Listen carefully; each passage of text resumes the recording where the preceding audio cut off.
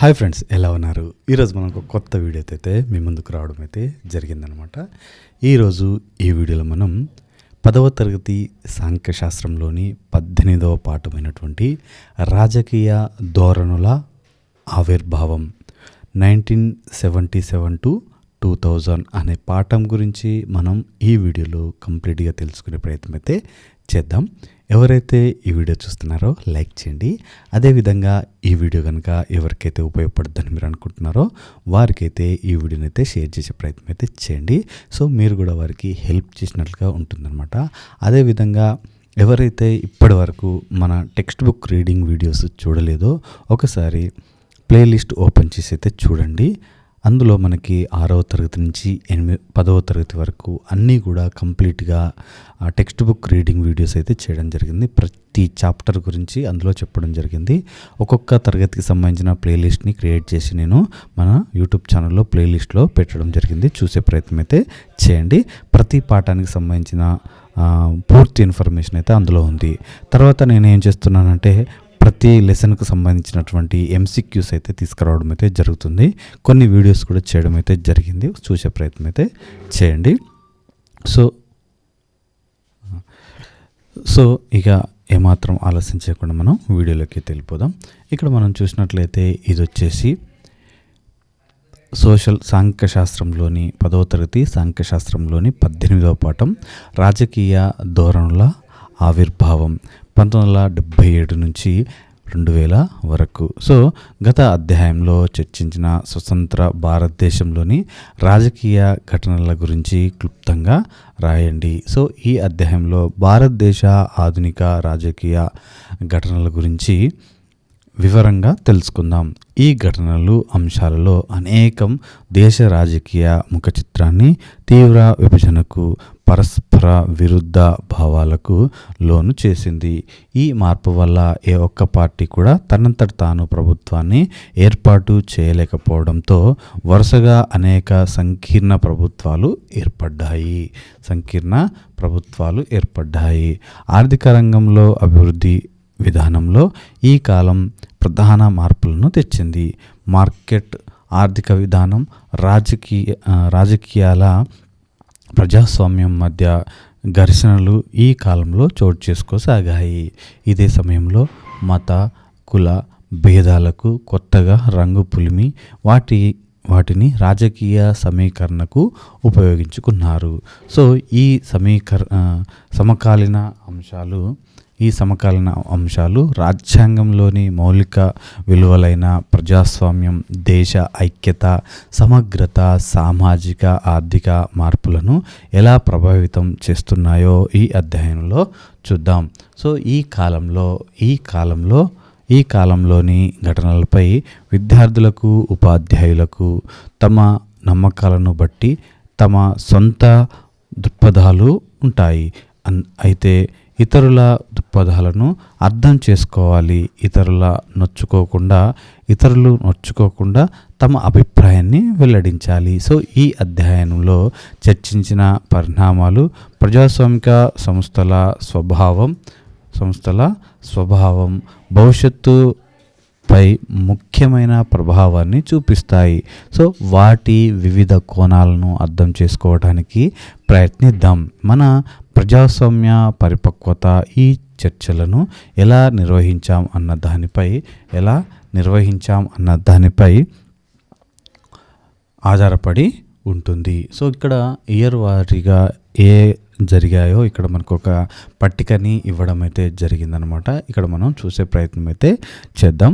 So ఇక్కడ అత్యవసర పరిస్థితి ముగింపు, మొరార్జీ దేశాయ్, చరణ్ సింగ్ల కింద జనతా పార్టీ ప్రభుత్వాల ఏర్పాటు అని 1977, ఇందిరాగాంధీ నేతృత్వంలో కాంగ్రెస్ ప్రభుత్వం ఏర్పాటు అని 1980, టీడీపీ ఏర్పాటు అని 1982, ఆపరేషన్ బ్లూ స్టార్, ఇందిరాగాంధీ హత్య అని 1984, పంజాబ్పై హెచ్ఎస్ లాంగోవాల్తోనూ, అస్సాంపై వైఏఎస్యుతోనూ రాజీవ్ గాంధీ ఒప్పందాలు వచ్చేసి 1985, మీజో నేషనల్ ఫ్రంట్తో ఒప్పందం వచ్చి 1986, శ్రీలంకతో ఒప్పందం వచ్చి 1987, అదేవిధంగా పివి సింగ్, చంద్రశేఖర్లతో జనతాదళ్ ప్రభుత్వాల ఏర్పాటు 1989 అని, మండల కమిషన్ సిఫార్సుల అమలుకు నిర్ణయం 1989, రాజా జన్మభూమి రథయాత్ర వచ్చేసి 1990,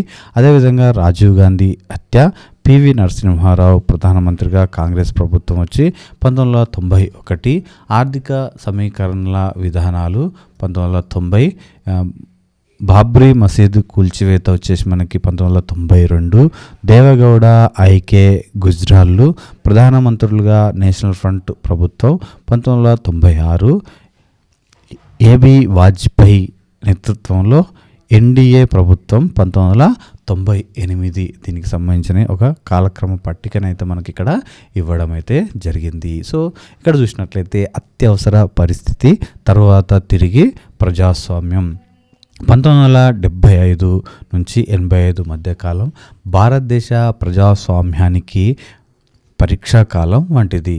సో ఇది మౌలిక ప్రజాస్వామిక హక్కులను తిరస్కరించిన అత్యవసర పరిస్థితితో మొదలయ్యి రాజీవ్ గాంధీ నేతృత్వంలోని కాంగ్రెస్ పార్టీ చారిత్రాత్మక ఎన్నిక విజయంతో ముగిసింది. ఈ కాలం కాంగ్రెస్ పార్టీ పాలనతోనే మొదలయ్యి ముగిసినప్పటికీ కేంద్రంలోనూ రాష్ట్రాలలోనూ కాంగ్రెస్కి ప్రత్యామ్నాయాలు రూపొందాయి. సో అనేక దేశాల్లో జరిగినట్లు ఇది భారతదేశం కూడా ఏకపార్టీ ప్రజాస్వామ్యంలోకి జారిపోకుండా సమర్థవంతంగా నివారించింది.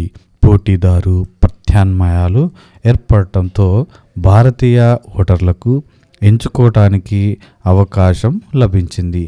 దీనివల్ల రాష్ట్ర స్థాయి జాతీయ రాజకీయాలలో విభిన్న రాజకీయ దృక్పథాలకు వర్గ ప్రయోజనాలకు అవకాశం లభించింది. సోషలిస్టులు, హిందూ జాతీయతావాదులు సో ఇక్కడ హిందూ జాతీయతావాదులు, కమ్యూనిస్టుల వంటి రాజకీయ దృక్పథాలు, రైతులు, దళితులు, వెనుకబడిన కులాలు, ప్రాంతాల వారి వర్గ ప్రయోజనాలు కూడా ముందుకొచ్చి తమ హక్కుల కోసం పోరాడసాగాయి. ఇదే సమయంలో పర్యావరణ ఉద్యమం, స్త్రీవాద ఉద్యమం, పౌర హక్కుల ఉద్యమం, సాహిత్య ఉద్యమం వంటి అనేక రాజకీయేతర ఉద్యమాలు మొదలయ్యి సామాజిక మార్పునకు బలమైన చోదక శక్తిగా మారాయి. వీటిల్లోని కొన్ని అంశాలను మరింత వివరంగా చూద్దాం. సో ఇక్కడ మనం చూసినట్లయితే 1977 ఎన్నికలు అత్యవసర పరిస్థితికి ముగింపు. సో 1977లో జనవరిలో ఎన్నికలను ప్రకటించినప్పుడు అందరూ ఆశ్చర్యానికి లోనయ్యారు. ఎన్నికలు జరుగుతాయని ఎవరు ఆశించలేదు. రాజకీయ ఖైదీలందరినీ కూడా ఇందిరాగాంధీ విడుదల చేశారు. దీనితో పాటు స్వేచ్ఛగా తిరగటం, ప్రచారం చేయటం, సమావేశం నిర్వహించడం వంటి వాటి మీద నిషేధం ఉన్న ప్రాంతాలలో నియంత్రణను తొలగించారు. కాంగ్రెస్కి వ్యతిరేకంగా అన్ని ప్రధాన ప్రతిపక్ష పార్టీలు కలిసి పోటీ చేయాలని నిర్ణయించాయి. కాంగ్రెస్ ఓ స్వతంత్ర పార్టీ, భారతీయ జనసంఘ్, భారతీయ లోక్దళ్, సోషలిస్ట్ పార్టీలు విలీనమయ్యి జనతా పార్టీగా ఏర్పడాలని నిర్ణయించాయి. జగ్జీవన్ రామ్ వంటి ముఖ్యమైన కాంగ్రెస్ నేతలు ఆ పార్టీని వీడి కాంగ్రెస్ వ్యతిరేక వేదికలో చేరారు. సో ఇతర ప్రధాన ప్రతిపక్ష పార్టీలైన డిఎంకే, ఎన్ఏడి, సిపిఐఎం వంటివి తమ ఉనికిని కొనసాగించాలని అయితే కాంగ్రెస్ వ్యతిరేక వేదికలో జనతా పార్టీకి మద్దతు ఇవ్వాలని నిర్ణయించుకున్నాయి. సో కాంగ్రెస్ వ్యతిరేక అత్యవసర పరిస్థితి, వ్యతిరేక పార్టీలు అన్నీ ఒక తాటి కిందకు వచ్చి ఎన్నికలలో పోటీ చేయడంలో జయప్రకాష్ నారాయణ్, ఆచార్య జేబీ కృపలాని వంటి సీనియర్ నాయకులు ముఖ్య పాత్ర పోషించారు. సామాజిక రాజకీయ అంశాలపై ఈ పార్టీలో కొన్నింటికి పూర్తి విరుద్ధ భావాలు ఉన్నాయన్న విషయాన్ని ఇక్కడ గుర్తు ఉంచుకోవాలి. సో ఇక్కడ మనం చూసినట్లయితే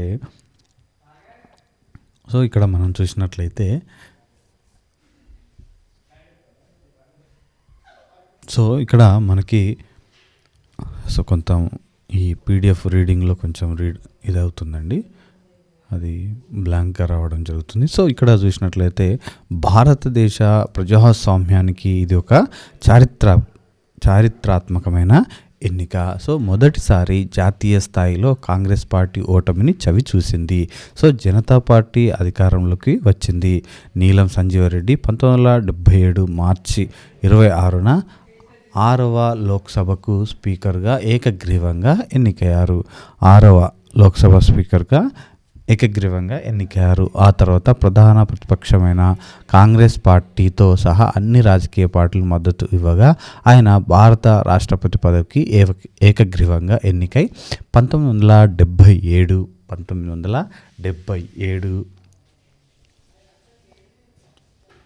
1977 జూలై 25న భారత 6వ రాష్ట్రపతిగా ప్రమాణ స్వీకారం చేశాడు. గొప్ప రాజనీతివేత్తలు అవలంబించిన ఉన్నత ప్రమాణాలతో కూడిన వ్యక్తిగత జీవితాలను అంగీకరిస్తూ వారికి ప్రభుత్వ కార్యాలయాల్లో ప్రాధాన్యత ఇవ్వటం అనేది సాంప్రదాయిక పార్టీ రాజకీయాల్లో వచ్చిన ఒక మలుపు అని చెప్పవచ్చు. నీలం సంజీవరెడ్డి పాలనా కాలంలో మొరార్జీ దేశాయ్, చరణ్ సింగ్, ఇందిరాగాంధీ ప్రధానమంత్రులుగా ఏర్పాటు చేసిన 3 ప్రభుత్వాలతో పనిచేశాడు. సో మనకి ఇది చాలా ఇంపార్టెంట్ అండి. నీలం సంజీవరెడ్డి అనేది చాలా మనకు ఇంపార్టెంట్. అటు స్పీకర్గా ఇటు రాష్ట్రపతిగా ఏకగ్రీవంగా 6 సార్లు చేసినటువంటి వ్యక్తి అన్నమాట. భారత 6వ రాష్ట్రపతి నీలం సంజీవరెడ్డి అని ఇక్కడ మనకి ఫోటో అని ఇవ్వడం జరిగింది, చూసే ప్రయత్నం చేయవచ్చు. సో అది మీరు నేర్చుకోవాల్సి ఉంటుందన్నమాట. ప్రతి టెట్లో కానీ డిఎస్సిలో కానీ ఏదో ఒక రకంగా దాన్ని బేస్ చేసి క్వశ్చన్ అయితే ఉంటుంది. గెలుపొందిన జనతా పార్టీ తన స్థానాన్ని సుస్థిరపరచుకోవడానికి 9 రాష్ట్రాల్లోని కాంగ్రెస్ ప్రభుత్వాలను తొలగించింది.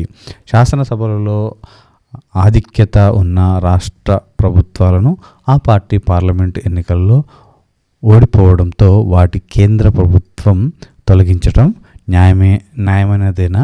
కాంగ్రెస్ పార్టీ ఓడిపోయింది కాబట్టి రాష్ట్రాల్లో సైతం పాలించే హక్కుని కోల్పోయిందని జనతా పార్టీ సమర్థించుకుంది. సో ఆ రాష్ట్రాల్లో తిరిగి ఎన్నికలు జరిగినప్పుడు ఉత్తరప్రదేశ్, మధ్యప్రదేశ్, రాజస్థాన్, బీహార్లలో జనతా పార్టీ, పశ్చిమ బెంగాల్లో సిపిఎం, తమిళనాడులో డిఎంకే గెలవడంతో ఆ పార్టీ సో ఇక్కడ చూసినట్లయితే ఆ పార్టీ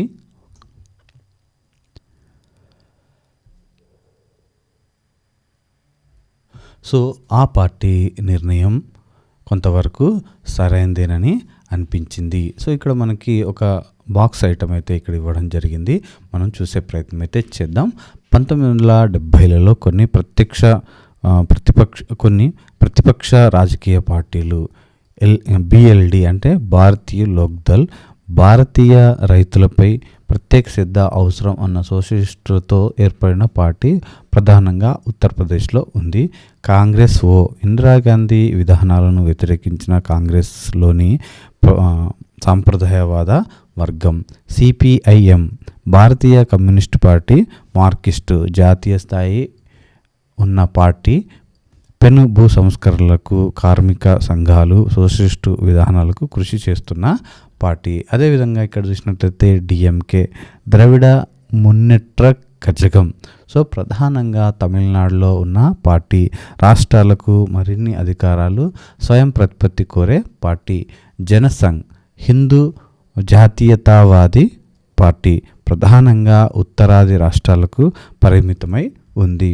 సో అదేవిధంగా ఎస్ఏడి శిరోమణి అకాలీ దళ్ పంజాబ్కి పరిమితమై సిక్కుల కోసం ప్రత్యేకంగా పనిచేస్తున్న పార్టీ. గురుద్వారాల ఆధారంగా సంఘటితమై ఉంది కాబట్టి దీనికి కొంత మతపరమైన స్వభావం ఉంది. ఇది కూడా రాష్ట్రాలకు మరింత స్వయం ప్రతిపత్తిని కోరిన పార్టీ. సో ఇవన్నీ కూడా మనం గుర్తుపెట్టుకోవాల్సిన అవకాశం అయితే ఉంటుందన్నమాట.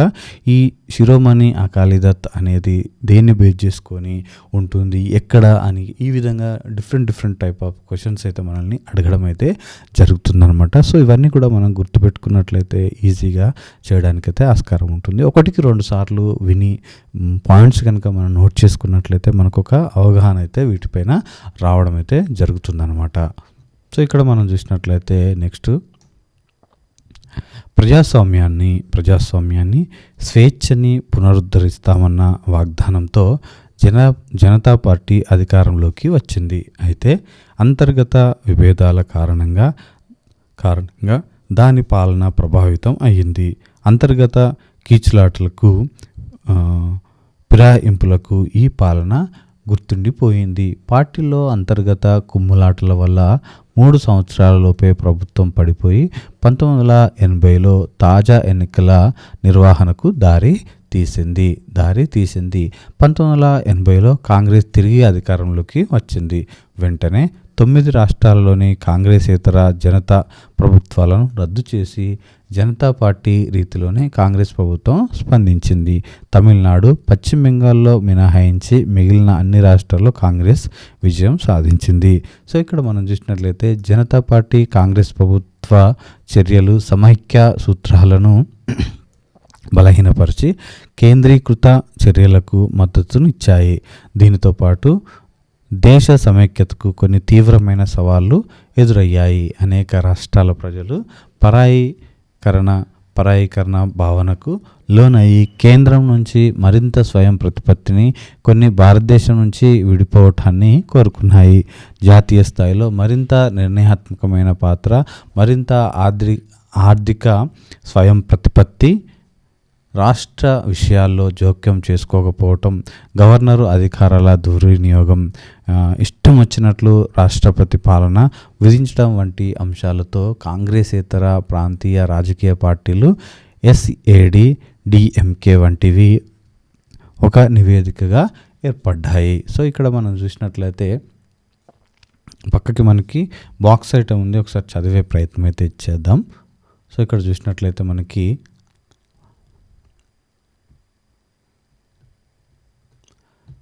ఇక్కడ చూడండి రాష్ట్రపతి పాలన.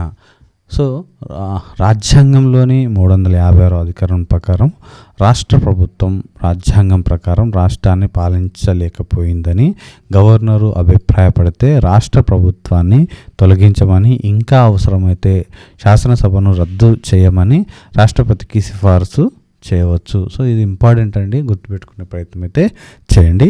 అప్పుడు ప్రధానమంత్రి సలహాతో రాష్ట్ర ప్రభుత్వాన్ని రాష్ట్రపతి తొలగించి పాలనా బాధ్యతలను చేపట్టమని రాష్ట్ర గవర్నర్ను కోరవచ్చు.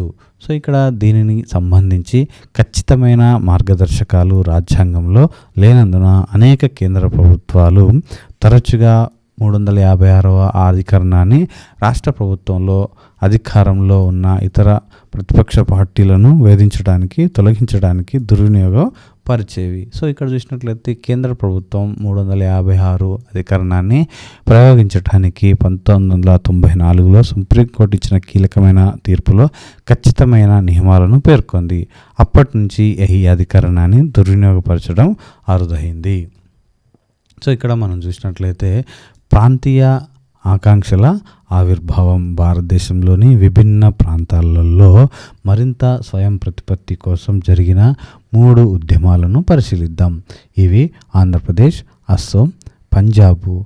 వీటి మధ్య పోలికలు, తేడాలు గుర్తించండి. స్వయం ప్రతిపత్తికి సంబంధించి 3 రకాల ధోరణులకు ఇవి ప్రాతినిధ్యం వహిస్తాయి.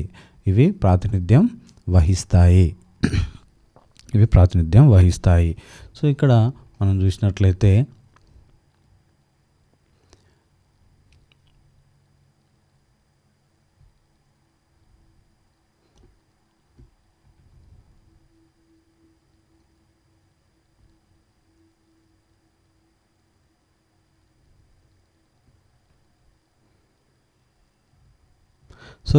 చూసినట్లయితే ఆంధ్రప్రదేశ్.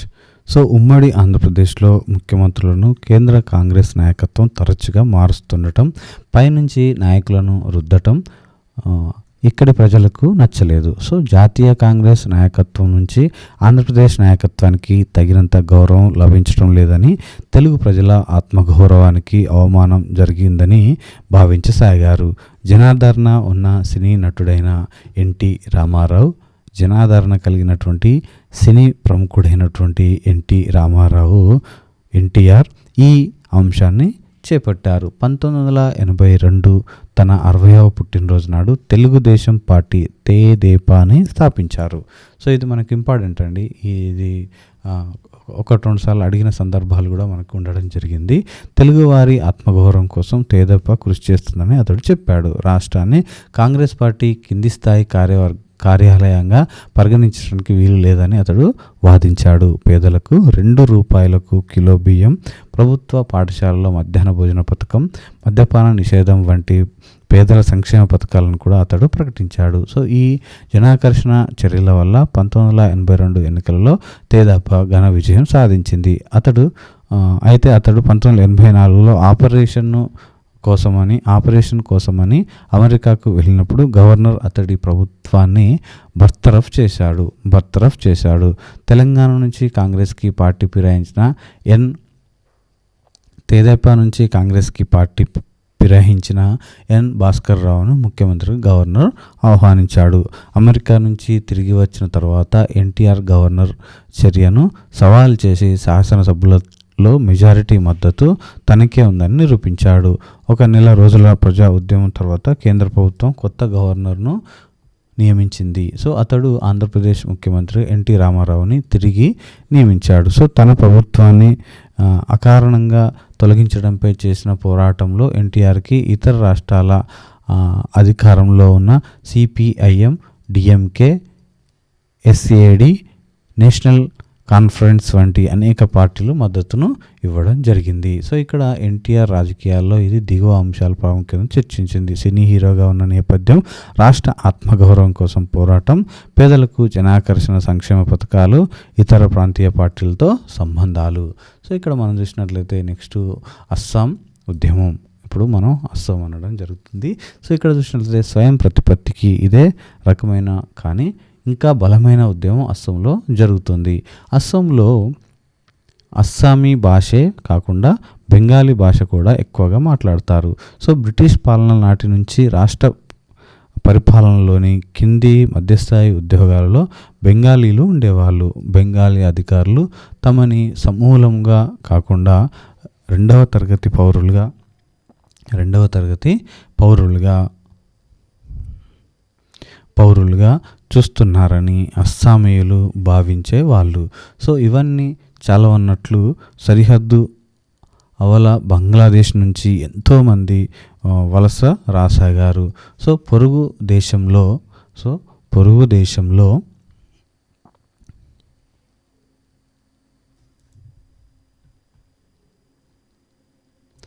పొరుగు దేశంలో రాజకీయ అస్థిరత లేదా ఆకృతి వైపరీత్యం సంభవించినప్పుడు వేలాది ప్రజలు రాష్ట్రంలోకి వలస వచ్చి స్థానికులకు ఇబ్బంది కలిగించసాగారు. స్థానిక ప్రజలు తమ సాంస్కృతిక మూలాలు కోల్పోతామని, అంతేకాకుండా బయటి వాళ్ళు ఎక్కువైపోయి జనాభాలో తమ సంఖ్య తగ్గుతుందని భయపడసాగారు. సో మనం నెక్స్ట్ కనుక చూసినట్లయితే ప్రజల్లో ఉన్న ఈ అసంతృప్తి 1970లలో సామాజిక ఉద్యమంగా మారింది. అఖిల అస్సాం విద్యార్థి సంఘం ఇక్కడ ఈ ఉద్యమానికి ముందు నిలిచింది. ఈ సంఘం రాష్ట్రమంతా విస్తరించింది. ప్రత్యేకించి యువతలో దానికెంతో ఆదరణ లభించింది. తన కోరికలను ప్రధానంగా బయటి వాళ్ళను తీసేయమంటూ కేంద్ర ప్రభుత్వానికి వ్యతిరేకంగా ఎన్నో సమ్మెలు, ఆందోళనలు, పాదయాత్రలు నిర్వహించింది. సో సంస్కృతి జనాభా అంశాలే కాకుండా ఈ ఉద్యమానికి ఆర్థిక కోణం కూడా ఉంది. వ్యాపారం, ఇతర సంస్థలు అస్సామేతర ప్రజల చేతుల్లో ఉండేవి. రాష్ట్రంలోని ప్రధాన వనరులైన టీ, చమురు వల్ల స్థానికులకు ప్రయోజనం ఒనగూరటం లేదు. సో టీ పరిశ్రమ ప్రధానంగా కోల్కతాలో ఉంది.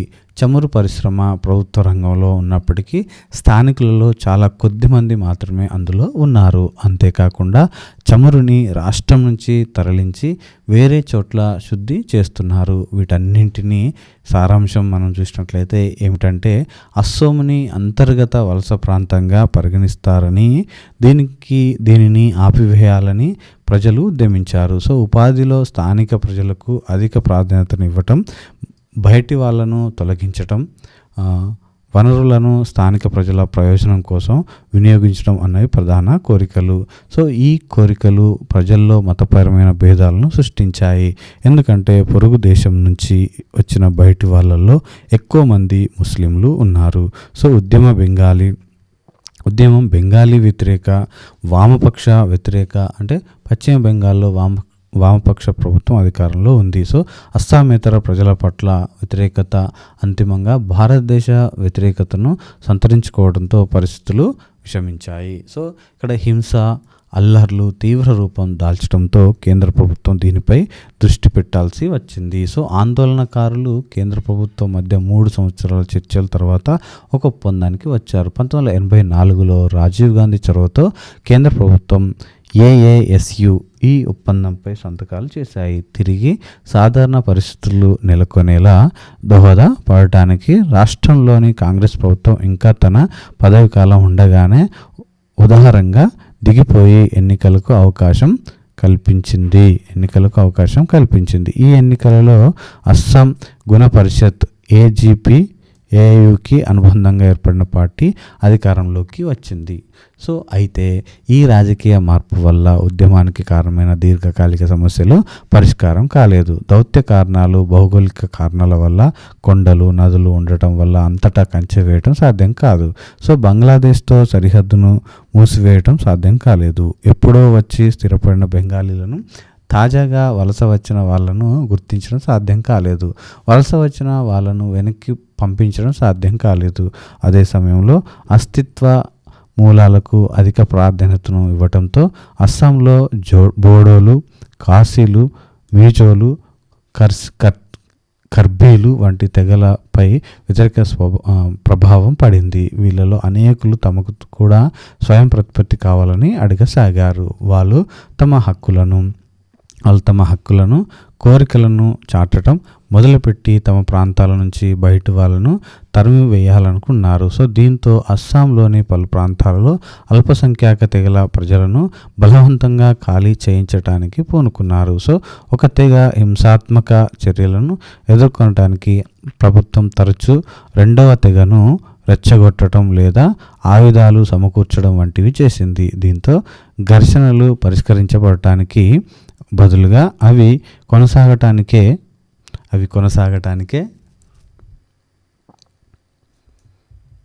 ప్రభుత్వం దోహదపడింది.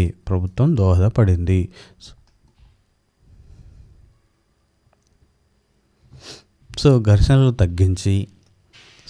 ఇక్కడ మనం ఘర్షణలు తగ్గించి శాంతిని నెలకొల్పడానికి ఈ ప్రాంతాలలో సాయుధ బలగాలను కేంద్ర ప్రభుత్వం పెద్ద ఎత్తున నియమించసాగింది. ఈశాన్య ప్రాంతంలో సాయుధ దళాలను ప్రయోగించడానికి 3 అంశాలు కారణమయ్యాయి. మొదటిది వచ్చేసి మనకి ఇది చైనా, బర్మా, అంటే ప్రస్తుత మయన్మార్, బంగ్లాదేశ్లతో సన్నిహిత సరిహద్దు ప్రాంతంగా ఉండటం. ఒకటోదేంటి, చైనా, బర్మా, బంగ్లాదేశ్లతో సున్నిత సరిహద్దు ప్రాంతంగా ఉండటం. రెండవది చూసినట్లయితే తిరుగుబాటు బృందాలు తరచూ భారతదేశం నుంచి విడిపోవాలని కోరుకోవటం. మూడవది చూసినట్లయితే అల్పసంఖ్యాక వర్గాలపై తిరుగుబాటు బృందాలు పెద్ద ఎత్తున హింసాత్మక దాడులకు పాల్పడటం. భారత సైనిక దళాలు ఈ సమస్యాత్మక ప్రాంతంలోకి ప్రవేశించడంతో పౌర హక్కులు, స్వేచ్ఛ రద్దయ్యాయి. సో సైన్యానికి అసాధారణ అధికారాలు కట్టబెట్టారు. ఈ ప్రాంతంలో శాంతిని నెలకొల్పడానికి ఇదొకటే మార్గమని ప్రభుత్వం భావించింది. సో ఇక్కడ బెంగాలీలు, అస్సామీల మధ్య మొదలైన ఈ సమస్య సున్నితంగా తయారయ్యి సంక్లిష్ట అంతర్జాతి ఘర్షణలకు దారితీసింది. జాతి అస్తిత్వాలు, జాతుల సమస్య వంటి వాటిల్లో సంకుచిత దృష్టి, సత్వర పరిష్కారాలు కాకుండా విశాల దృక్పథంతో చూడాల్సిన అవసరం ఉంది. సో ఇక్కడ మనం చూసినట్లయితే పంజాబ్, అదేవిధంగా పంజాబ్లో ఆందోళన. ఇక్కడ చూసినట్లయితే భారతదేశానికి ఇంకొక వైపున పంజాబు రాష్ట్రంలో స్వయం ప్రతిపత్తిని మరొక ఉద్యమం రూపుదిద్దుకున్నది. ఇక్కడ కూడా అత్యధిక శాతం ప్రజలు మాట్లాడే భాష, మతం ఆధారంగా ప్రజలు సమీకరణ జరిగింది. ఇక్కడ కూడా దేశాభివృద్ధిలో రాష్ట్రం పాత్రను విస్మరిస్తున్నారన్నదే పంజాబ్ ఆరోపణ. సో రాష్ట్రం ఇక్కడ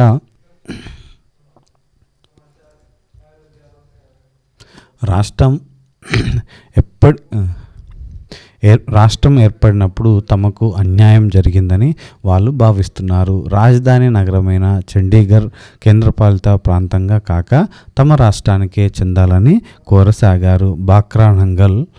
బాక్రానంగల్ ఆనకట్ట నుంచి ఎక్కువ నీళ్లు కావాలని, సైన్యంలోకి ఎక్కువ మంది సిక్కులను తీసుకోవాలని కూడా కోరసాగారు. కేంద్రంలో జనతా పార్టీ ప్రభుత్వం ఉండగా 1978లో అకాలీదళ్ కొన్ని తీర్మానాలు చేసి వాటిని అమలు చేయాలని కేంద్ర ప్రభుత్వాన్ని కోరింది. సో ఇక్కడ రాజ్యాంగాన్ని సవరించి అధికార కేంద్రీకరణ చేసి రాష్ట్రాలకు ఎక్కువ అధికారం ఇవ్వాలి అన్న అంశం దాని ముఖ్యమైన కోరిక.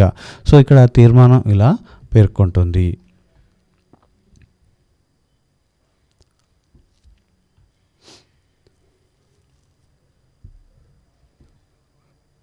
సో ఇక్కడ విభిన్న భాష, సాంస్కృతిక వర్గాల, మతపరంగా అల్పసంఖ్యాక వర్గాల లక్షలాది ప్రజల కోరికలను జనతా ప్రభుత్వం పరిగణలోకి తీసుకుని దేశ ఐక్యత, సమగ్రతకు ఎటువంటి ప్రమాదం వాటిల్లకుండా చేయటానికి నిజమైన అర్థవంతమైన సమైక్య సూత్రాల ఆధారంగా దేశ రాజ్యాంగ నిర్మాణాన్ని మార్చవలసిందిగా శిరోమణి అకాలీదళ్ కోరుతోంది. అంతేకాకుండా దీనివల్ల రాష్ట్రాలు తమ ప్రాంతాల్లో తమ అధికారాలను ఉపయోగించి భారతదేశ ప్రజల ప్రగతి, సౌభాగ్యాలలో అర్థవంతమైన పాత్ర పోషించగలుగుతాయి. సో ఇక్కడ చూసినట్లయితే ఎస్ఏడి కాంగ్రెస్ల మధ్య ఎన్నికల పోటీ పెరగడంతో పరిస్థితులు మరింతగా విషమించాయి. 1980లో అకాలీ ప్రభుత్వాన్ని రద్దు చేసి తిరిగి కాంగ్రెస్ ప్రభుత్వం రావడంతో సిక్కులు వివక్షతకు గురవుతున్నారన్న భావన పెరిగి ఉద్రిక్త వాతావరణం మరింత తీవ్ర రూపం దాల్చింది. వరుసగా అనేక అవాంఛిత ఘటనలు సంభవించడంతో సిక్కులు, కేంద్ర ప్రభుత్వాల మధ్య దూరం, అపోహలు పెరిగాయి. తీవ్రవాద సిక్కుల బృందానికి నాయకుడిగా ఉన్న భింద్రాన్ వాలే ఏర్పాటువాదాన్ని ప్రచారం చేస్తూ సిక్కులకు ప్రత్యేక దేశం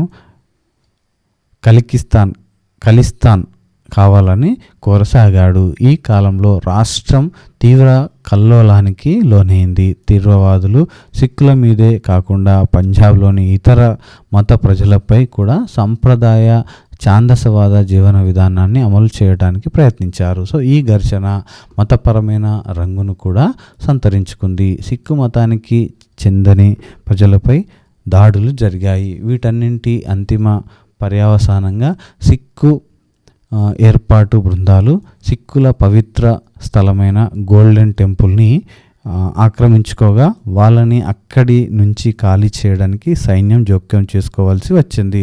దీంతో తమ పుణ్యస్థలం అపవిత్రమైందని సిక్కులు భావించడంతో వాళ్ళు విజాతీ భావం మరింత తీవ్రమైంది. సో ఇక్కడ సిక్కుల పవిత్ర స్థలం ఏంటిదండి? ఇక్కడ సిక్కుల పవిత్ర స్థలం వచ్చేసి గోల్డెన్ టెంపుల్ అనేది గుర్తుపెట్టుకునే ప్రయత్నం అయితే చేయండి.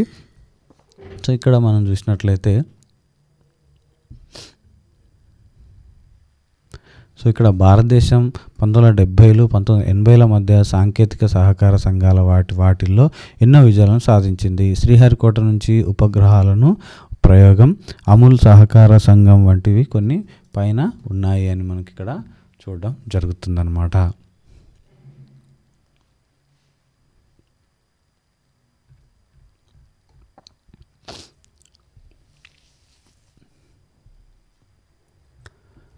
సో అన్నింటినీ కారణంగా 1984లో ప్రధానమంత్రి ఇందిరాగాంధీ హక్కుకు గురైంది.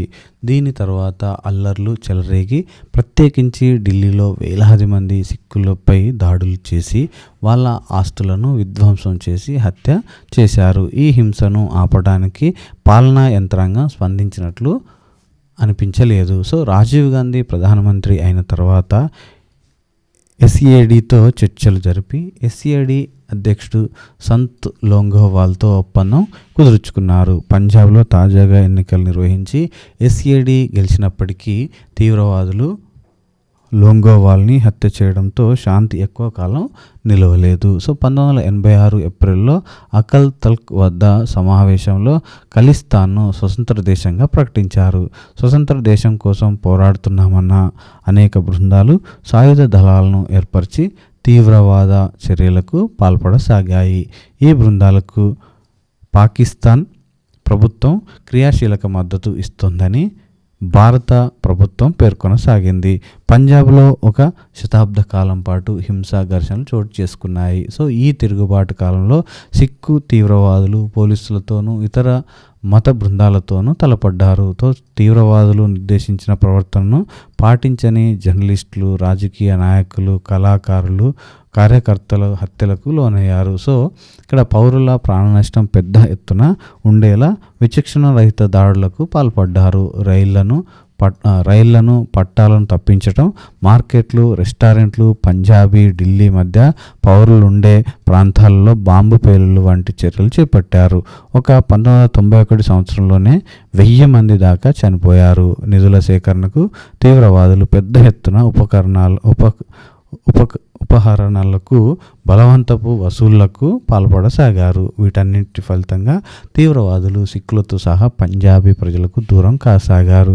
కాలక్రమంలో పోలీస్ చర్యలు తీవ్రవాద నడ్డి విరిచగా ప్రజల సానుభూతి కోల్పోయిన నేపథ్యంలో 1990ల చివరి నాటికి అంతిమంగా పంజాబ్లో శాంతి విలసిల్లింది. సో అయితే పంజాబ్లో తీవ్రవాదాన్ని అణచివేయడానికి ప్రభుత్వం చాలా తీవ్ర పద్ధతులను ఉపయోగించింది. వీటిల్లో అనేకం పౌరుల రాజ్యాంగ హక్కులను భంగం కలిగించాయని భావించారు. తీవ్రవాద కార్యకలాపాల వల్ల రాజ్యాంగ యంత్రాంగమే కుప్పకూలే అంచున ఉండడంతో మానవ హక్కుల, రాజ్యాంగ హక్కుల ఉల్లంఘన సమర్థనీయమే అని చాలామంది పరిశీలకులు భావించారు. తీవ్రవాదులపై వ్యతిరేక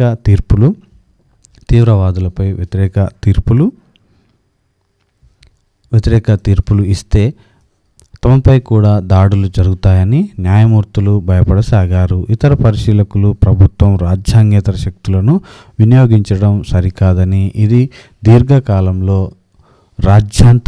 రాజ్యతంత్రంలో అప్రజాస్వామిక ధోరణులు బలపడటానికి దోహదం చేస్తుందని ఇక్కడ భావించడం జరిగిందనమాట. సో ఇదంతా కూడా మనకి పంజాబ్ బేస్ చేసుకొని జరుగుతున్న ఉద్యమం ఇదంతా. సో ఇక్కడ తర్వాత వచ్చేసి మనకి రాజీవ్ గాంధీ కాలంలో కొత్త చర్యలు మనం ఇక్కడ చూసినట్లయితే, రాజీవ్ గాంధీ నేతృత్వంలోని కాంగ్రెస్ అంతకు ముందెన్నడూ లేనంతగా ఎన్నికలలో ఘన విజయం సాధించింది.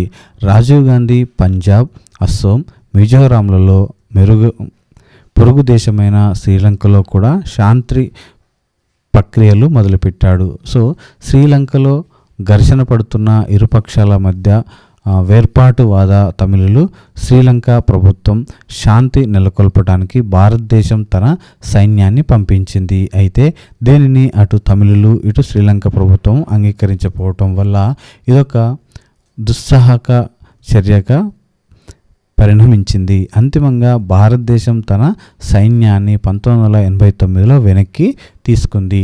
సో ఇక్కడ మనం చూసినట్లయితే దేశంలో అభివృద్ధిపై దృష్టి పెట్టినప్పటికీ అది నిజమైన లబ్ధిదారులకు చేరటం లేదని రాజీవ్ గాంధీ గుర్తించారు. ప్రఖ్యాతిగాంచిన ఒక ఉపన్యాసంలో, సో ఇది ఇంపార్టెంట్ అండి, ఇది మనకి బిట్టు రూపంలో రావడం అయితే జరిగింది. పేదల కోసం ఖర్చు పెడుతున్న ప్రతి రూపాయిలో 15 పైసలు కూడా వారికి చేరటం లేదని రాజీవ్ గాంధీ అన్నారు. సో అభివృద్ధికి వ్యయం ఎంతగానో పెరిగినప్పటికీ పేదల పరిస్థితి మాత్రం అలాగే ఉంది అని వాపోవడం జరిగింది. సో ఉండిపోయింది. కారణం ఏమనగా విస్తరించిన అవినీతి మరియు ఇతర సమస్యలు. పేదరికం అంచుకు నెట్టివేయబడిన పేద ప్రజలు, మహిళలు, దళితులు, గిరిజనులకు అభివృద్ధి ఫలాలు అందుబాటులో ఉండడం లేదు. పనులు జరుగుతున్న విధానంలో పెను మార్పులు తీసుకురావాలని కూడా అతడు గ్రహించాడు. ఇందుకు పంచాయతీరాజ్ సంస్థలను క్రియాశీలకంగా మలిచి పెద్ద సంఖ్యలో ప్రజల పాలనలో భాగస్వాములు అయ్యేలా చేయటం మంచి పద్ధతి అని రాజీవ్ గాంధీ భావించాడు. అయితే అనేక రాష్ట్ర ప్రభుత్వాలు, ప్రత్యేకించి ప్రతిపక్ష పార్టీలు, అధికారంలో ఉన్న రాష్ట్రాలు ఇది తమ ద్వారా కాకుండా నేరుగా జిల్లాలకు చేరటానికి తమ అధికారాలు తగ్గించడానికి ఉద్దేశించిన చర్యగా భావించారు. ఆర్థిక రంగంలో కూడా రాజీవ్ గాంధీ భిన్న పంథాని అనుసరించడానికి ప్రయత్నించాడు. 1985లో అతడి ప్రభుత్వం ప్రవేశపెట్టిన మొదటి బడ్జెట్లో అమలులో ఉన్న కొన్ని నియంత్రణలను, పరిమితులను తొలగించి సరళీకృత ఆర్థిక విధానం వైపు పయనం మొదలుపెట్టాడు. సో ప్రపంచంలో ముందుకొస్తున్న కొత్త సాంకేతిక విజ్ఞానాలను, ప్రత్యేకించి కంప్యూటరు, కమ్యూనికేషన్ సాంకేతిక విజ్ఞానాన్ని భారతదేశం అవలంబించాలని రాజీవ్ గాంధీ గట్టిగా నమ్మాడు. అతడు భారతదేశంలో టెలికాం విప్లవం అనబడుతున్న దానిని ఆరంభించాడు. ఉపగ్రహ సాంకేతిక విజ్ఞానంతో దేశంలో టెలిఫోనిక్ నెట్వర్కింగ్ వేగంగా విస్తరించడానికి ఇది దోహదపడింది. సో ఇక్కడ టెలికాం ఇండస్ట్రీని తీసుకొచ్చింది ఎవరు అంటే రాజీవ్ గాంధీ అనేది మనం చెప్పాల్సి ఉంటుందన్నమాట. సో ఇవన్నీ కూడా మనకు ఇంపార్టెంట్ అండి, ఇవి మనం నేర్చుకొని ఉండాల్సి ఉంటుంది. సో ఇక్కడ చూసినట్లయితే మతతత్వం, ఉన్నత స్థానాలలో అవినీతి పెరుగుదల. సో దేశ విభజన సమయంలో ఘోరాల తర్వాత రాజకీయ రంగం నుంచి మతాన్ని దూరంగా ఉంచడానికి కొంత ప్రయత్నం జరిగింది. అయితే ఆ తర్వాత కాలం మత ధోరణి ఉన్న కొత్త రాజకీయ సమీకరణను చవిచూసింది. రాజకీయ ఉద్దేశాలకు మరిన్ని వాడుకోవటం, ప్రభుత్వ పక్షపాత ధోరణి కారణంగా ప్రమాదకరమైన పరిణామాలను దారితీసి దేశ ఐక్యత, సమగ్రతలని ప్రశ్నార్థకంగా మార్చింది. సో ఇక్కడ ప్రధానమంత్రి క్షమాపణ రాజ్యసభలో డాక్టర్ మన్మోహన్ సింగ్ ప్రకటన. సో 1984లో జరిగిన ఈ మహాజాతీయ విపత్తులో 4,000 మంది చంపబడ్డారు. ఒకే దేశంగా కలిసి పనిచేస్తున్న సందర్భంలో ఇటువంటి ఘోర విషాదాలు దేశంలో తిరిగి ఎన్నడూ జరగకుండా కొత్త దారులు కనుక్కోవటానికి ప్రయత్నించాలి. సో ఒక్క సిక్కు ప్రజలకే కాకుండా మొత్తం భారతదేశానికి క్షమాపణలు చెప్పడానికి నేను పటాయించను. సో ఎందుకంటే 1984లో జరిగింది మన రాజ్యాంగంలో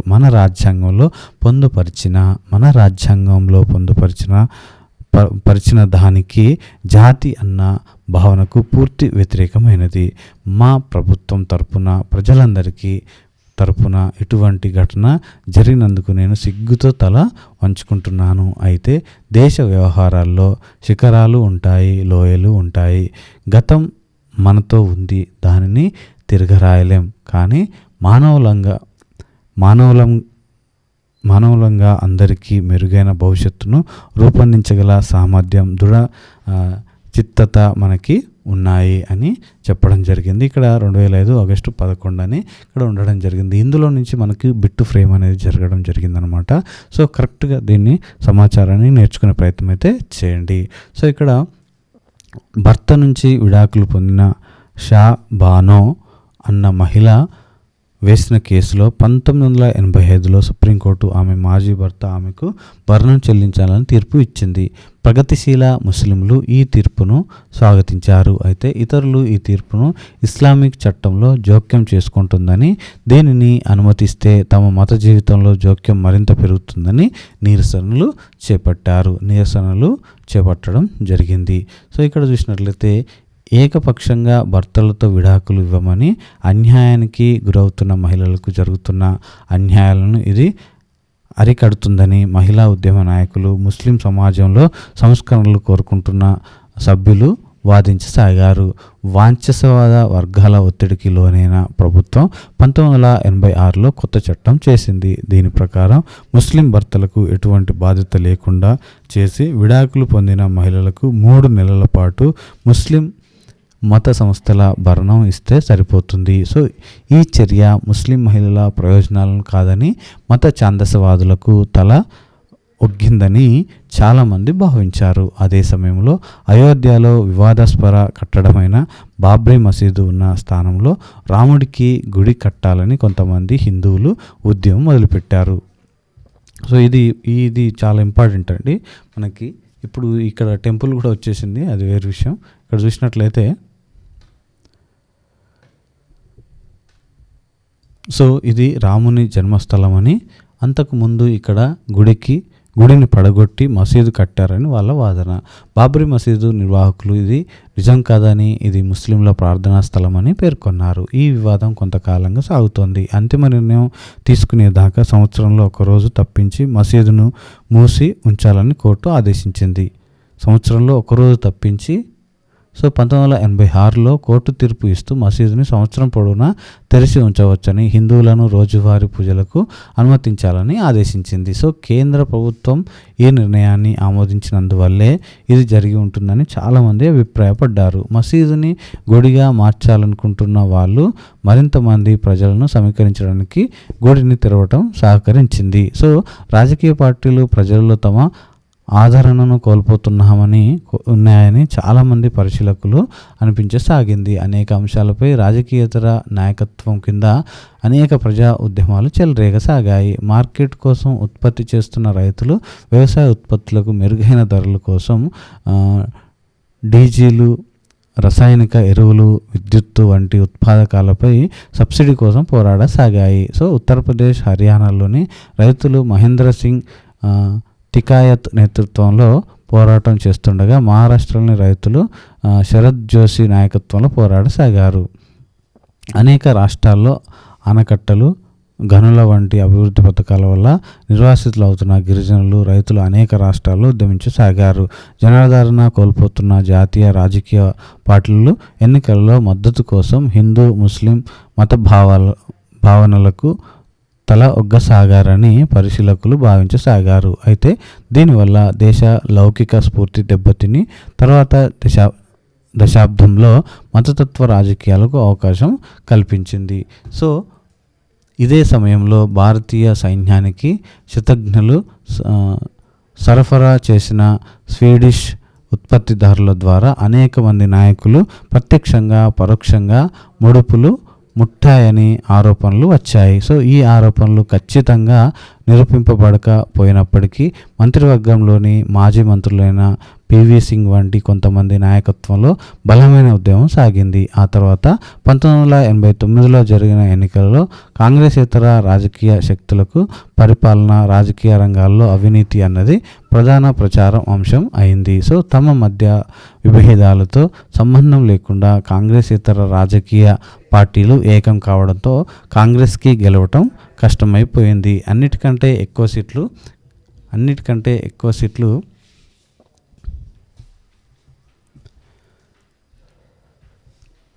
కాంగ్రెస్కే వచ్చినప్పటికీ అది ఒంటరిగా ప్రభుత్వాన్ని ఏర్పాటు చేసే స్థితిలో లేదు. పార్టీని ఏర్పాటు చేసే స్థితిలో లేదు. పివి సింగ్ నేతృత్వంలోని జనతాదళ్తో మొదటి సంకీర్ణ ప్రభుత్వం ఏర్పడింది. పివి సింగ్ నేతృత్వంలోని జనతాదళ్తో మొదటి సంకీర్ణ ప్రభుత్వం ఏర్పాటు కావడం జరిగింది. ఇక్కడ మనం చూసినట్లయితే సంకీర్ణ రాజకీయాల శకం 1990ల కాలంలో స్వతంత్ర అనంతర భారతదేశంలో చాలా కీలకమైన మార్పులు చోటు చేసుకున్నాయి. పోటీతో కూడిన బహుళ పార్టీ వ్యవస్థకు మారటంతో మెజారిటీ స్థానాలు గెలిచి సొంతంగా ప్రభుత్వాన్ని ఏర్పాటు చేసే స్థితి ఏ ఒక్క పార్టీకి లేదు. 1989 నుంచి జాతీయ స్థాయిలో ఏర్పడిన ప్రభుత్వాలన్నీ సంకీర్ణ మైనారిటీ ప్రభుత్వాలే. ఈ ఇయర్ని గుర్తుపెట్టుకునే ప్రయత్నం అయితే చేయండి. మొదటిదైతే జనతాదళ్ అని గుర్తుపెట్టుకోండి. ఇక్కడ మనం చూసినట్లయితే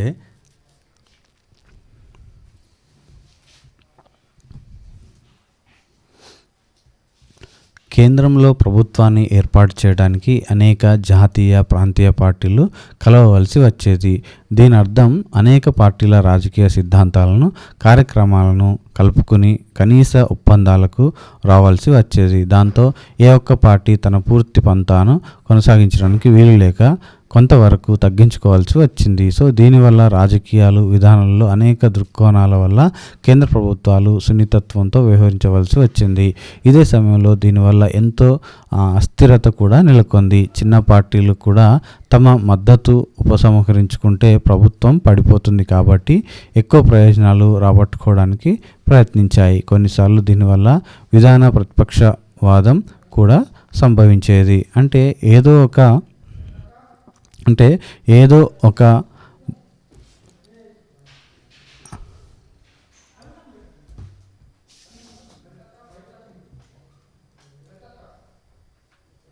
అంటే ఏదో ఒక భాగస్వామి మద్దతు ఉపసంహరించుకుంటున్న భయంతో తీవ్ర మార్పులను తెచ్చే విధానాలను అమలు చేయడానికి సంకీర్ణ ప్రభుత్వం భయపడేది. తొలి సంకీర్ణ ప్రభుత్వాలు చాలా అస్థిరంగా ఉండి వాటి పూర్తికాలం కొనసాగలేకపోయాయి.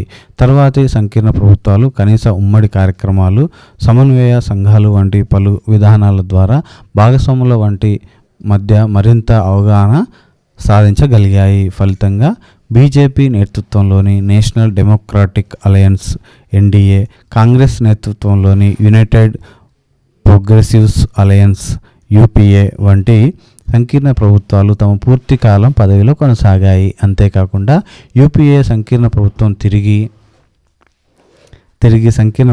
తిరిగి ఎన్నికైంది. సో ఇవన్నీ కూడా మనం గుర్తుపెట్టుకోవాల్సి ఉంటుందన్నమాట ఈ అలయన్స్ అనేది.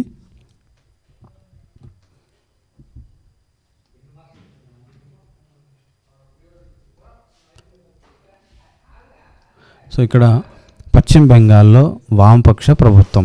వామపక్ష రాజకీయ పార్టీలైన భారత communist party, CPI, forward bloc, revolutionary socialist party, భారతీయ కమ్యూనిస్టు పార్టీ, మార్క్సిస్టు సిపిఎం వంటివి 1977లో పశ్చిమ బెంగాల్ రాష్ట్ర ఎన్నికలలో గెలిచి సిపిఎంకి చెందిన జ్యోతి బసు నాయకత్వంలో వామపక్ష ప్రభుత్వాన్ని ఏర్పాటు చేశాయి.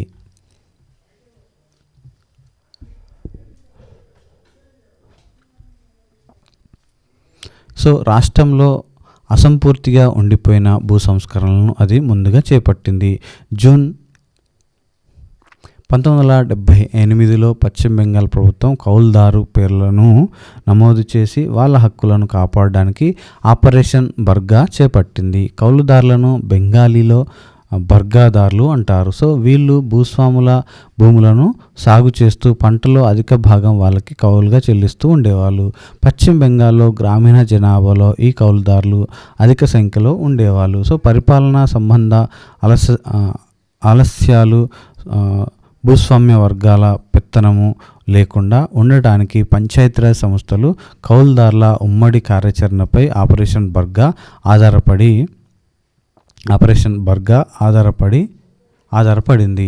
అధికారులు గ్రామాలలో సమావేశాలు నిర్వహించి వివిధ పాత్రధారులు చెప్పేది వినే వాళ్ళు ఆ వెంటనే కౌలుదారుల జాబితా తయారు చేసి భూస్వాముల సమక్షంలో సరిచూసేవాళ్ళు. సో ఏమైనా అభ్యంతరాలు ఉంటే తెలియచేయడానికి భూస్వాములకు అవకాశం ఇచ్చేవాళ్ళు. అక్కడికక్కడే కౌలుదారుల పేర్లు నమోదు చేసి అన్ని చట్టసంబంధ కాగితాలు తయారు చేసి వెంటనే పంచిపెట్టేవాళ్ళు. సో ఇక్కడ ఆపరేషన్ బర్గా ఫలితంగా కౌలుదారులను భూస్వాములు బలవంతంగా తొలగించడానికి వీలు లేకుండా పోయింది. సో ఇక్కడ వాస్తవానికి కౌలుదారులు హక్కులను వారసత్వం చేసి అది కొనసాగించేలా చూశారు. సో అంతేకాకుండా పంటలో న్యాయమైన వాటా అంటే శ్రమ కాకుండా ఇతర పెట్టుబడి కౌలుదారులు పెడితే 75%, భూస్వామి పెడితే 50% కౌలుదారికి దక్కేలా ప్రభుత్వం చూస్తుంది. మొత్తంగా పశ్చిమ బెంగాల్లోని గ్రామీణ ప్రాంతాల్లోని కుటుంబాలలో సగం దాకా భూ సంస్కరణల ప్రయోజనాలను పొందాయి. సో ఇక్కడ మనకి ఆపరేషన్ బర్గా ఎక్కడ స్టార్ట్ అయింది, అప్పుడున్న సీఎం ఎవరు, దీన్ని ఏ విధంగా ప్రభుత్వం అనేది అక్కడ న్యాయం చేసింది కౌలుదారులకు అనేది ఇక్కడ మనకి చాలా ఇంపార్టెంట్. ప్రతి టెట్లో దీని మీద బేస్ చేసుకొని మనకి క్వశ్చన్ అయితే రావడం అయితే జరుగుతూ ఉంటుందన్నమాట. ఈ ఆపరేషన్ బర్గా అనే కాన్సెప్ట్ని పూర్తిగా నేర్చుకునే ప్రయత్నం అయితే చేయాలి. ఈ చర్యల ఫలితంగా పశ్చిమ బెంగాల్లో వ్యవసాయ ఉత్పత్తి 30% దాకా పెరిగింది. గ్రామీణ పేదరికం గణనీయంగా తగ్గింది. పశ్చిమ బెంగాల్లో అధిక శాతం కౌలుదారులు 70% దాకా ఇంకా నమోదు కాలేదని, ఈ పాక్షిక అమలు వల్ల గ్రామీణ ప్రాంతాల్లో కొత్త ధనిక వర్గం ఏర్పడిందని విమర్శకులు భావిస్తారు. సో ఏదేమైనప్పటికీ ఆపరేషన్ బర్గా పంచాయతీరాజ్ వ్యవస్థ అమలు వల్ల వామపక్షానికి గ్రామీణ జనాభాలో గణనీయమైన మద్దతు లభించింది. 2006 వరకు అన్ని ఎన్నికలలోనూ విజయం సాధించింది. రాష్ట్ర ప్రజల అవసరాలను ప్రజాస్వామికంగా తీర్చిన ఉదాహరణలో ఇది ఒకటి అని మనం ఇక్కడ చెప్పవచ్చు. సో ఇక్కడ చూసినట్లయితే 1980ల నుంచి సంకీర్ణ ప్రభుత్వాలు కొన్ని రాజకీయ పార్టీలు అని మనకి ఇక్కడ ఇవ్వడం జరిగింది. అంటే మొదటి సంకీర్ణ ప్రభుత్వం మనకి 89 1990లో జరిగిందనమాట. ఇక్కడ చూసినట్లయితే అధికారంలో ఉన్న పార్టీలని ఇక్కడ ఇవ్వడం జరిగింది. ఫస్ట్ నేషనల్ ఫ్రంట్, అదేవిధంగా యునైటెడ్ ఫ్రంట్, తర్వాత నేషనల్ డెమోక్రటిక్ అలయన్స్. ఈ విధంగా మనకి కొన్ని ఉదాహరణగా ఇక్కడ 2004 వరకు సంకీర్ణ ప్రభుత్వాలను మనకి ఇక్కడ ఇవ్వడం జరిగిందనమాట. చూసుకునే ప్రయత్నం అయితే చేయవచ్చు. సో ఇక్కడ 20వ శతాబ్దపు చివరి శతకంలోని సమస్యలు. రాజకీయాల్లో ఈ మార్పులతో పాటు ఇతర కీలకమైన పరిణామాలు కూడా సంభవించాయి. భారతదేశంలోకి స్వేచ్ఛగా విదేశీ పెట్టుబడులు, వస్తువులను అనుమతించేలా భారత ఆర్థిక విధానం బలవంతంగా సరళీకృతం చేయబడింది. ఇంకొక వైపు కొత్త సామాజిక వర్గాలు మొదటిసారిగా తమ రాజకీయ ఆకాంక్షలను సాధించుకోవడానికి ప్రయత్నించసాగాయి. అంతేకాకుండా రాజకీయ జీవితంలో మతపర రాజకీయవాదం, మతం పేరుతో రాజకీయ సమీకరణలు ముఖ్యాంశములుగా మారాయి. సో వీటన్నింటికి కారణంగా భారతీయ సమాజం తీవ్ర కల్లోలానికి లోనైంది. ఈ మార్పులను అర్థం చేసుకుని వాటికి అనుగుణంగా మారే ప్రయత్నంలోనే ఇంకా మనం ఉన్నాం. సో ఇక్కడ చూసినట్లయితే రాజ్యాంగ సౌకర్యాల విస్తరణ. వెనుకబడిన తరగతుల ప్రజలకి కూడా అవకాశాలు కల్పించడంపై, వాళ్ళని కూడా అమలుకు, అభివృద్ధి సాధించడంపై జనతాదళ్ దృష్టి కేంద్రీకరించింది. ప్రభుత్వ ఉద్యోగాలలోనూ, విద్యా సదుపాయాలలోనూ ఇతర వెనుకబడిన తరగతులకు రిజర్వేషన్లు ఉండాలని సిఫారసు చేసిన మండల్ కమిషన్ నివేదికను నేషనల్ ఫ్రంట్ ప్రభుత్వం వెలికి తీసింది. ఈ కమిషన్ గుర్తించిన సామాజికంగా, విద్యాపరంగా వెనుకబడిన తరగతులు ప్రభుత్వ ఉద్యోగాల్లో 27% రిజర్వేషన్లు కల్పించనున్న మండల కమిషన్ ముఖ్యమైన సిఫారసును అమలు చేస్తున్నట్టు పివి సింగ్ ప్రభుత్వం ప్రకటించింది. ఈ ఆదేశాలతో అనేక నిరసనలు ప్రత్యేకించి ఉత్తర భారతదేశంలో చెలరేగాయి. దక్షిణాన ఇప్పటికీ అనేక రాష్ట్రాలు ఓబీసీలకు అధిక శాతం రిజర్వేషన్లు అమలు చేస్తున్నాయి. సో పివి సింగ్ ప్రభుత్వం ఈ నిర్ణయం పట్ల అనేక ఇతర రాజకీయ పార్టీలు అనుకూలంగా లేవు. కానీ తాము జనాదరణ కోల్పోతామన్న భయంతో దాని పట్ల వ్యతిరేకతను ప్రకటించలేదు. సో గత 2 శతాబ్దాలలో ఓబీసీ కులాల్లో అనేకం సంపన్నులైన తమ ఉనికిని చాటుకోవడానికి ప్రయత్నిస్తుండడమే దీనికి కారణం.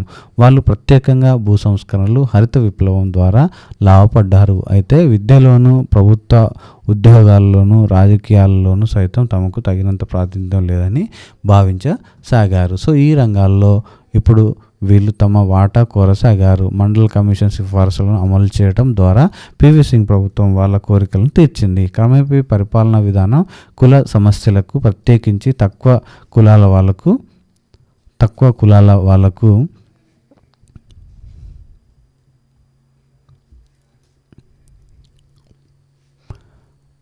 కులాల వాళ్ళు ఎదుర్కొంటున్న సమస్యలను మరింత సున్నితంగా స్పందించసాగింది. సో ఇక్కడ బాక్స్ ఐటమ్ కనుక మనం చూసినట్లయితే ఇది ఇంపార్టెంట్. ఇది మనకు 73, 74 సవర్ణల గురించి మనకి ఇది వివరించడం అయితే జరుగుతుందన్నమాట. ఇక్కడ చూసినట్లయితే పంచాయతీరాజ్ 73వ, 74వ సవర్ణలు స్థానిక స్వపరిపాలనకు రాజ్యాంగ గుర్తింపునిస్తూ 1992వ సంవత్సరంలో పివి నరసింహారావు ప్రభుత్వం రాజ్యాంగ సవరణలు చేసింది. సో ఇవి మనకు చాలా ఇంపార్టెంట్ అండి. సో 73వ సవరణ దేన్ని తెలుపుతుంది, 74వ సవరణ దేన్ని తెలుపుతుంది, 73, 74 సవరణలు ఏ సంవత్సరంలో చేయబడింది, 73, 74 సంవత్సరాలు సవరణలు అనేది దేనికి సంబంధించినవి అంటే ఇక్కడ పంచాయతీరాజ్కి సంబంధించినవి. ఈ పంచాయతీరాజ్ సంస్కరణలు, ఈ 73వ, 74వ సవరణలు ఏ ప్రధానమంత్రి రాకతో జరిగాయని కూడా ఈ విధంగా డిఫరెంట్ టైప్స్ ఆఫ్ బిట్స్ అయితే దీని మీద ఖచ్చితంగా ఒకటి ఫ్రేమ్ చేయడం అయితే జరుగుతూ ఉంటుందన్నమాట. 73వ రాజ్యాంగ సవరణ గ్రామ స్థాయిలో స్థానిక స్వపరిపాలన ప్రభుత్వాలను ఖచ్చితంగా కల్పించగా, 74వ రాజ్యాంగ సవరణ పట్టణ నగరాలకు వాటి స్థాయిలో ప్రభుత్వాలను సార్వత్రిక వయోజన ఓటింగ్ ద్వారా మొట్టమొదటిసారి ఎన్నుకున్నారు. సో మొత్తం స్థానాల్లో 1/3 అంటే 1/3 వంతు స్థానాలను స్త్రీలకు కేటాయించారు. సో షెడ్యూల్ కులాలు, షెడ్యూల్ జాతులకు కూడా కొన్ని స్థానాలను రిజర్వ్ చేశారు. రాష్ట్ర ప్రభుత్వాల అభిప్రాయాలను గౌరవిస్తూ స్థానిక స్వపరిపాలన ప్రభుత్వాలకు ఉండే విధులు, అధికారాలను రాష్ట్ర ప్రభుత్వాల నిర్ణయానికి రాష్ట్ర ప్రభుత్వాల నిర్ణయానికి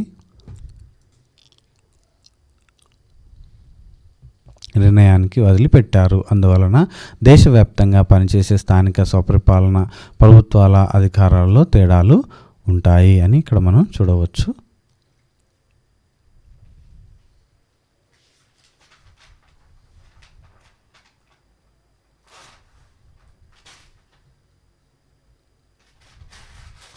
సో దళితుల ప్రయోజనాలకు ప్రాతినిధ్యం వహిస్తున్నామనే బహుజన సమాజ్ పార్టీ, పైకెదుగుతున్న జాట్, యాదవుల వంటి కులాలకు ప్రాతినిధ్యం వహించే ప్రాంతీయ పార్టీలు భారతదేశ రాజకీయాల్లో ముఖ్య పాత్ర పోషించసాగాయి. రాజకీయాలు, మత వినియోగం. దేశంలో జాతీయతా భావం ఆధారంగా దేశాన్ని నిర్మించాలన్న రాజకీయ ధోరణికి భారతీయ జనతా పార్టీ నేతృత్వం వహిస్తోంది. ప్రజాస్వామ్యం, లౌకికవాదం వంటి పాశ్చాత్య భావాలని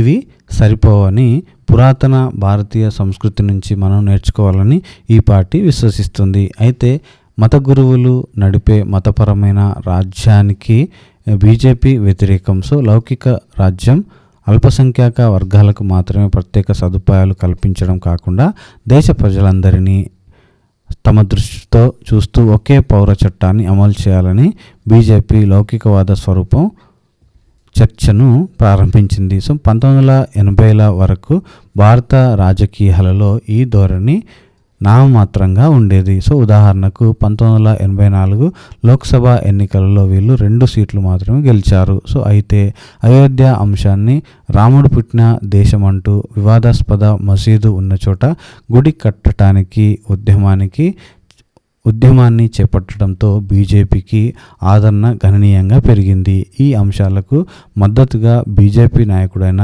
ఎల్కే అద్వానీ 1990లో సోమనాథ్ నుంచి అయోధ్య వరకు రథయాత్ర చేపట్టాడు. సో ఇది కూడా మనకి ప్రీవియస్గా అడిగిన బిట్ అండి. ఇది ఎవరు సోమనాథ్ రథయాత్రని స్టార్ట్ చేశారని ఒక బిట్టు.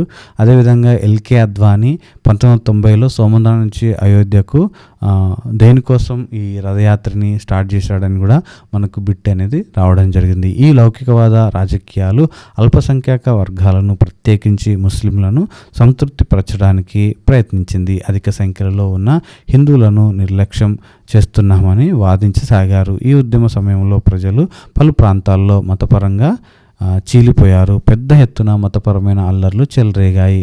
బీహార్లో అద్వానీ అరెస్టు చేయటంతో ఈ యాత్ర ముగిసింది. దీనికి ప్రతిగా పివి సింగ్ ప్రభుత్వానికి బీజేపీ తన మద్దతును ఉపసంహరించుకుని ముందుగానే ఎన్నికలు జరిగేలా చేసింది. సో ఇక్కడ శ్రీలంకకు భారతీయ సైన్యాన్ని పంపడంలో రాజీవ్ గాంధీ పాత్ర ప్రతీకంగా శ్రీలంకలోని తమిళ వేర్పాటువాద బృందంపై ఎల్టీఈ చేతిలో ఈ ఎన్నికల ప్రచారంలో ఇతని హత్యకు గురయ్యాడు. సో ఆ తర్వాత కురిసిన సానుభూతి వెల్లువలతో కాంగ్రెస్ ప్రభుత్వం అధికారంలోకి వచ్చింది. అయితే లోక్సభలో బీజేపీ బలం 120కి పెరిగింది. సో రాజకీయ ప్రచారంలో సమీకరించబడిన పెద్ద గుంపు 1992లో అయోధ్యకు చేరి మసీదు ధ్వంసం చేసింది. ఈ ఘటన తర్వాత తీవ్ర నిరసనలు, మత కల్లోలాలు చెలరేగాయి. చాలా ప్రాణ నష్టం జరిగింది.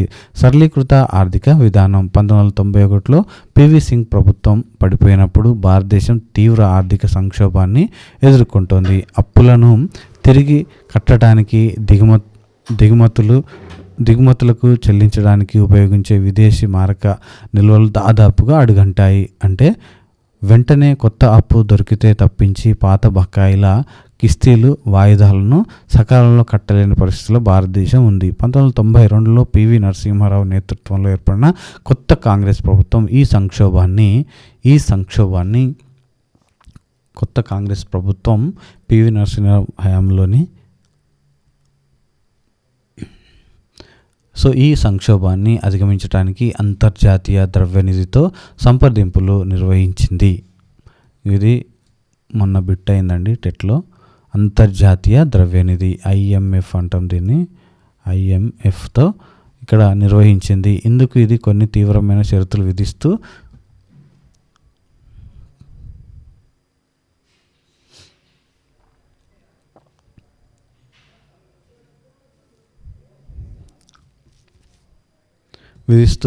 వ్యవస్థాగత మార్పుల కార్యక్రమం అంటారు. సో భారతదేశ సరళీకృత ఆర్థిక విధానాన్ని అవలంబించేలా చేసింది. దీని అర్థం ప్రభుత్వ ఖర్చును తీవ్రంగా తగ్గించుకోవడం, దీంట్లో రైతులకు వచ్చే సబ్సిడీలతో కోత, ప్రజా సేవలు, ఆరోగ్యం వంటి వాటిల్లో ఇక్కడ ప్రభుత్వ ఖర్చును తగ్గించుకోవడం వంటివి కూడా ఉన్నాయి. సో విదేశీ సరుకుల దిగుమతుల మీద పరిమితులు, పన్నులను తగ్గించుకోవటం. సో భారతదేశంలో విదేశీ పెట్టుబడులలో భారతదేశం విదేశీ పెట్టుబడులపై పరిమితులను తగ్గించుకోవటం, ఆర్థిక రంగంలోని అనేక రంగాల్లో, ఉదాహరణ టెలిఫోన్లు, బ్యాంకింగ్, విమానయానం వంటి వాటిల్లో ప్రైవేటు పెట్టుబడిదారులకు అవకాశం కల్పించడం, ఇవి ఇంతకుముందు ప్రభుత్వ గుత్తాధిపత్యం కింద ఉండేవి. ఈ చర్యల కారణంగా భారతదేశంలోకి విదేశీ సరుకులు రావడంతో భారతీయ పారిశ్రామికవేత్తలు ప్రపంచ ఉత్పత్తిదారులతో పోటీ పడక తప్పలేదు. దీనివల్ల విదేశీ కంపెనీలు భారతదేశంలో పరిశ్రమలు నెలకొల్పాయి.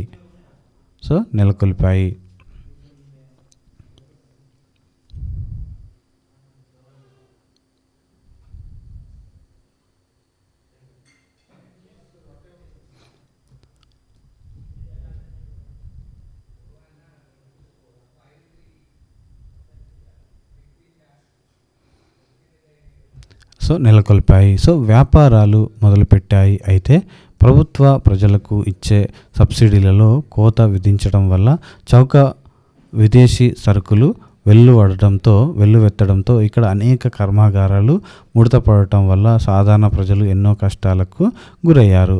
విద్య, ఆరోగ్యం, రవాణా వంటి అనేక ప్రభుత్వ సదుపాయాల ప్రైవేటీకరణకు కూడా ఇది దారి తీయటంతో ఈ సేవలు అందించే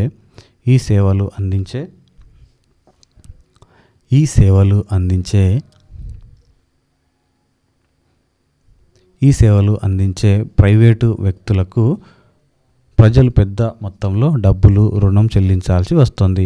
20వ శతాబ్దం ముగింపులో భారతదేశం ప్రపంచ మార్కెట్లోకి లాగబడింది. ఈ భారతదేశంలో ఒకవైపున జనాభాలోని వివిధ వర్గాల గొంతులు వినిపించే ప్రజాస్వామ్య విలసిల్లుతోంది.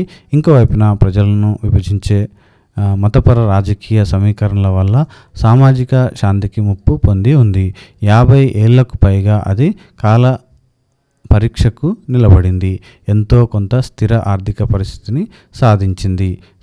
ప్రజాస్వామిక రాజకీయాలు బలంగా వెల్లునుకున్నాయి. తీవ్ర పేదరికాన్ని, కులాలు, మతాలు, ప్రాంతాలు, స్త్రీ పురుష మధ్య తీవ్ర అసమానతల్ని ఇది ఇంకా పరిష్కరించలేదు. 21వ శతాబ్ది భారతదేశానికి 50 ఏళ్ల స్వతంత్ర అనంతర కాలం అందించిన వారసత్వం ఇదే. ఇక్కడ ముగింపు మనం చూసినట్లయితే భారత ప్రజాస్వామ్యం అనేక సవాళ్లను ఎదుర్కొని నిలిచిందని, ఆ ప్రక్రియలో ఇది మరింత బలపడిందని చూసాం. క్రమం తప్పకుండా జరిగే స్వేచ్ఛాయుత, న్యాయపూరిత ఎన్నికలలో ఓటు వేసే వాళ్ళ సంఖ్య, ప్రభుత్వాల మార్పు, కొత్త గ్రూపుల సాధికారీకరణ, పౌర హక్కులను కాపాడటం వంటి అనేక విషయాల్లో భారత ప్రజాస్వామ్యం విజయవంతమైందని చెప్పవచ్చు. అయితే శతాబ్దపు అంచులో భారత ప్రజాస్వామ్యం గురించి అనేక ప్రశ్నలు కూడా లేవనెత్తాయి. దీర్ఘకాల ప్రజాస్వామిక దేశంగా ఉన్నప్పటికీ అధిక శాతం పౌరుల సంక్షేమాన్ని భారతదేశం ఎందుకు సాధించలేకపోయింది? అభివృద్ధి ప్రక్రియ లేవనెత్తిన పరస్పర విరుద్ధ కోరికల కారణంగా ఉత్పన్నమయ్యే ఒత్తిడి ఇలా ఎదుర్కొంటుంది. పాదకొని ఉన్న సామాజిక, ఆర్థిక అసమానతలను ప్రజాస్వామిక భారతదేశం ఎందుకు తగ్గించుకోలేకపోయింది? రానున్న సంవత్సరాల్లో ఈ సమస్యలను భారతదేశం ఎదుర్కోవాలి. భారతదేశం ఇది చేయగలుగుతుందని మీరు అనుకుంటున్నారా? ఇక్కడ మనకి క్వశ్చన్ లాగా అడగడం జరిగిందనమాట. దీనికి సంబంధించిన కీలక పదాలు కనుక మనం చూసే ప్రయత్నం అయితే చేద్దాం. ఇక్కడ చూసినట్లయితే మనకు కీలక పదాలని మనకి ఇవ్వడం జరిగింది. ప్రాంతీయ ఆకాంక్షలు, సంకీర్ణ ప్రభుత్వాలు, మతతత్వవాదం, అధిక సంఖ్యాక వర్గం, అల్పసంఖ్యాక వర్గం. ఇవి కీవర్డ్స్గా మనకి ఇక్కడ ఇవ్వడం అయితే జరిగిందన్నమాట. ఇవే కాకుండా చాలా ఇంపార్టెంట్ బిట్స్ అయితే ఇందులో ఉండడం అయితే జరిగింది. నేను ఒక క్వశ్చన్ అయితే మీకు వేస్తాను. ఒకవేళ అది మీకు వచ్చినట్లయితే కామెంట్ సెక్షన్లో కామెంట్ చేయండి దాని ఆన్సర్ని. సో ఇక్కడ నేను అడిగే క్వశ్చన్ ఏంటంటే ఆపరేషన్ బర్గా అనేది ఏ రాష్ట్రంలో సంభవించింది? ఆపరేషన్ బర్గా అనేది ఏ రాష్ట్రంలో సంభవించింది? సో దీన్ని మీరు ఆన్సర్ని కామెంట్ సెక్షన్లో కామెంట్ చేసే ప్రయత్నం అయితే చేయండి. ఒకవేళ తెలుసుకోవాలంటే ఈ వీడియోలో కంప్లీట్గా ఇన్ఫర్మేషన్ అయితే ఉందన్నమాట, చూసే ప్రయత్నం అయితే చేయండి. మీకు ఒక అవగాహన అయితే రావడం జరుగుతుంది. ప్రతి అంశాన్ని కూడా నోట్ చేసుకునే ప్రయత్నం అయితే చేయండి. మీకు దాని ద్వారా ఏంటంటే 1-2 సార్లు విని నోట్ చేసుకోవడం వల్ల అది మీకు బైహార్డ్ అయ్యే అవకాశాలు ఎక్కువగా ఉండడం అయితే జరుగుతుందన్నమాట. ఎందుకంటే వింటాము, చూస్తాము, రాస్తాము కాబట్టి అది ఎక్కువగా మనలో జీర్ణం కావడం జరుగుతుంది కంటెంట్ అనేది. సో ఇది ఈరోజు ఈ వీడియో ఫ్రెండ్స్. వచ్చే వీడియోలో అయితే మళ్ళీ కలుసుకునే ప్రయత్నం అయితే చేద్దాం. చాలామంది చూస్తున్నారు కానీ సబ్స్క్రైబ్ చేయట్లేదు. ప్లీజ్ సబ్స్క్రైబ్ చేయండి, లైక్ చేయండి. సో మీరు సబ్స్క్రైబ్ చేసి లైక్ చేసినట్లయితే నాకు బూస్ట్ ఇచ్చినట్టుగా ఉంటుందన్నమాట. ఇలాంటి వీడియోస్ నేను ఎన్నో మీ ముందుకు తీసుకురావడానికి అయితే ఆస్కారం అయితే ఉంటుంది. సో ప్రతి ఒక్కరు కూడా నచ్చిన వాళ్ళు లైక్ చేసి సబ్స్క్రైబ్ చేసుకోండి. మరిన్ని వీడియోస్తో మీ ముందుకు రావడానికి ప్రయత్నం చేస్తాను. అందరికీ all the best. Thank you. జై హింద్.